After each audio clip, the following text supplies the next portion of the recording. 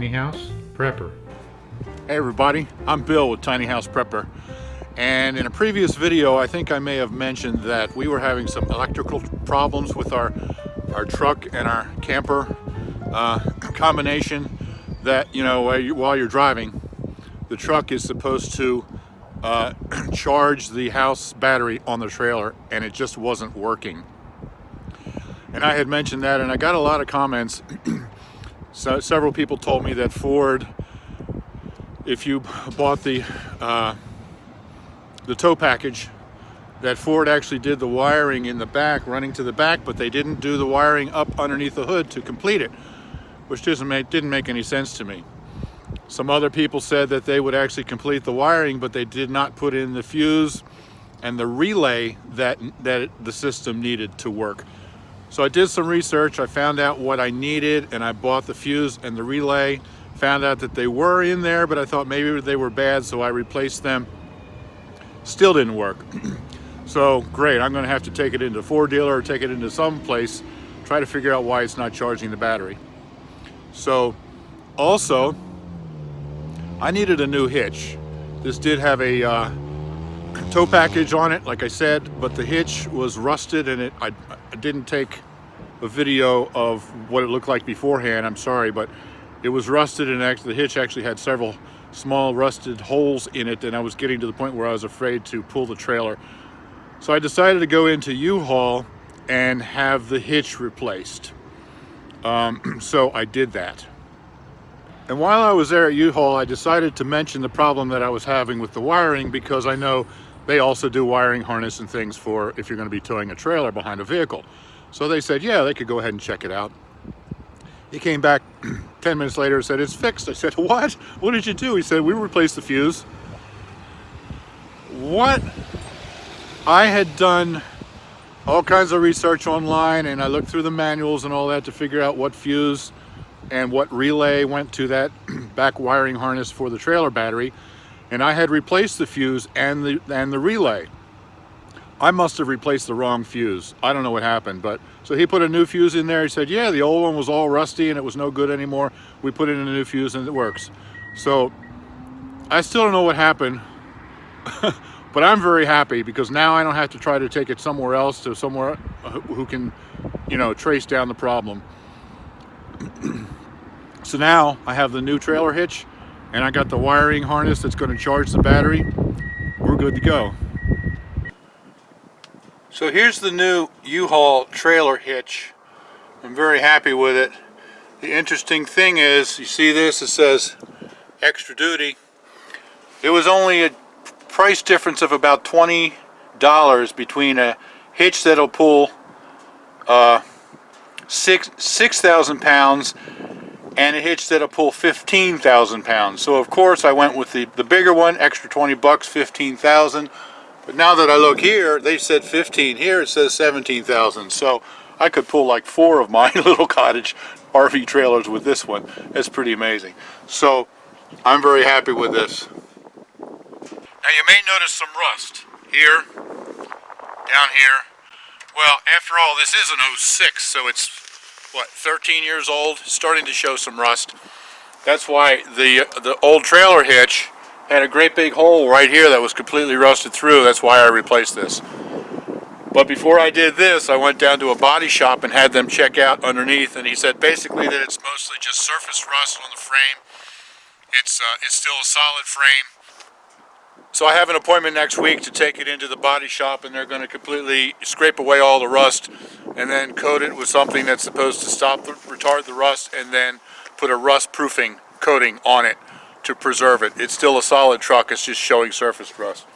And all this is still very solid, it's just surface rust where some of the finish is rusted off. So I'm going to be taking care of all this.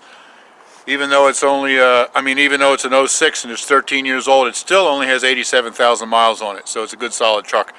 And I'm very happy to be able to get all of these things done on it to make sure that it's going to last me for the long term. Now after I finished the U-Haul, I decided to stop for lunch on the way home. Elizabeth and I love Mexican food, and there are a number of sit-down Mexican restaurants that we really enjoy. But this place, Moe's, is the best fast food Mexican restaurant that we have found. The first time I walked in here, I saw the prices. It was like $8.50 for one burrito. I thought, what, are they out of their minds? And then I saw the burrito. My goodness, it's huge. And they have a big, huge table full of things you can put in it. You can customize it with whatever you want. It's really delicious. And I like iced tea. So I went over to get their iced tea, and they had this. They have green tea that they call Far Eastern tea. But also, you know, every northerner knows that iced tea should be served unsweet so that you can put in as much sweetener as you want so you don't get it too sweet. And every southerner knows that tea should be served sweet because you should put the sugar in while it's still hot, otherwise the sugar won't dissolve correctly. So when I went over to get my tea, this is what I saw. Far Eastern tea, Southern tea, which is sweet, and Northern tea, which is unsweet. It absolutely cracked me up. They also had a bunch of different flavors of salsa for the chips that they had, which was really cool. Light My Fire, which is hot. Pineapple Roast, which is mild. I tried that. It was really excellent. Tomatilla, who is Kaiser, medium. And El Guapo, medium. Now, I don't speak Spanish. I have no idea what that means. But it was just really nice to have so many different flavors of salsa to choose from. Also, while I was at the U-Haul place, I found this lock to go on the tongue of our cottage, our RV. I have a lock on it already, but this is going to work much better. And notice the snow piled up there in front of our cottage. We haven't had this out since we went to Christmas. When we went to my son's house at Christmas 6 weeks ago. And so the place where we store it, every time it snows, they plow it up in front of our trailer, which we asked them not to do, but fortunately we're not going anywhere in the cottage for another couple months anyway, so it's not really going to be an issue. So let me see if this thing fits. Now this is the old lock that I had on here, and it works okay. It locks this tab down so you can't slide a ball into there, but this is pretty exposed and it would be easy to cut with a bolt cutter.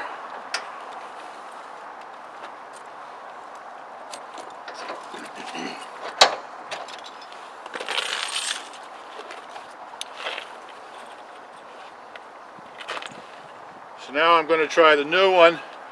This is going to be much more substantial.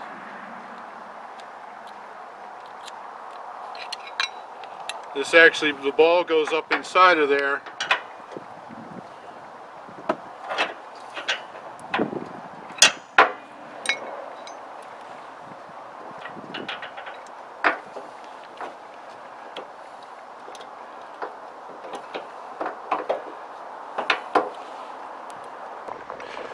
Well, that was a total fail. It didn't fit.